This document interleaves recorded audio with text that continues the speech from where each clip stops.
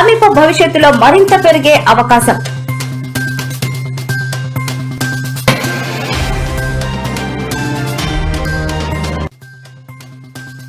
తెలంగాణలో భూముల రేట్లకు రెక్కలు, ఒక్కసారిగా 15 లక్షల పెంపు.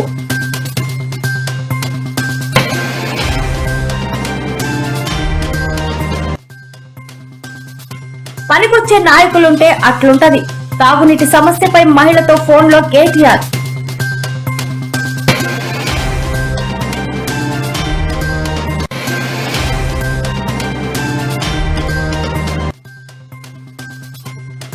ఆదాయం తగ్గడం, సంపద సృష్ట. చంద్రబాబు పాలనపై జగన్ ప్రశ్నల వర్షం.